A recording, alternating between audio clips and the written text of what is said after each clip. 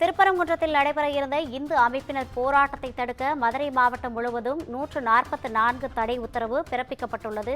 விருதுநகர், கோவை, தூத்துக்குடி, சேலம் உள்ளிட்ட மாவட்டங்களில் பலர் கைது செய்யப்பட்டுள்ளதாகவும் அண்ணாமலை குற்றச்சாட்டை முன்வைத்துள்ளார். இதுகுறித்தான கூடுதல் விவரங்களை வழங்குவதற்காக நமது தலைமை செய்தியாளர் சிவா இணைப்பில் இருக்கிறார். வணக்கம் சிவா, கூடுதல் விவரங்கள்.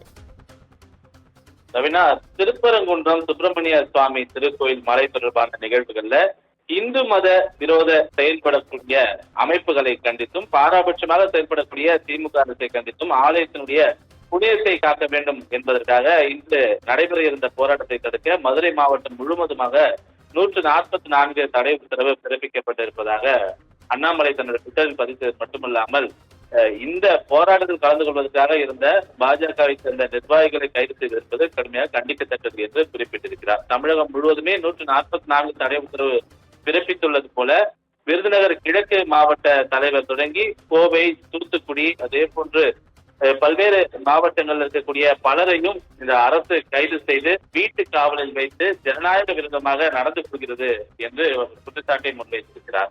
அனைத்துக்கும் ஒரு எல்லை இருக்கிறது என்று குறிப்பிட்டிருக்கக்கூடிய அவர் திமுக அமைச்சருக்கு ஒரு நியாயம், பொதுமக்களுக்கு ஒரு நியாயமா என்ற ஒரு கேள்வியையும் எழுப்பியிருக்கிறார். பொறுமையும் சகோதரத்துவமும் கொண்ட தமிழக மக்களை தீண்டிக் கொண்டே இருக்கக்கூடிய ஒரு தேவையற்ற நடவடிக்கைகளை செய்வதும் அதற்கு துணை செல்வதும் தான் திமுக அரசு செய்யக்கூடிய வேலை. அதனை உடனடியாக நிறுத்திக் கொள்ள வேண்டும் என்று குறிப்பிட்டிருக்கக்கூடிய அண்ணாமலை உடனடியாக கைது செய்யப்பட்டவர்கள் அனைவரையும் விடுவிப்பதோடு ஜனநாயக ரீதியாக அவர்கள் போராட அனுமதி வழங்க வேண்டும் என்ற ஒரு வலியுறுத்தியும் தன்னுடைய எக்ஸ் பதிவில் அவர் முன்வைத்திருக்கின்றார். ரவினா, கூடுதல் விவரங்களுக்கு நன்றி சிவா.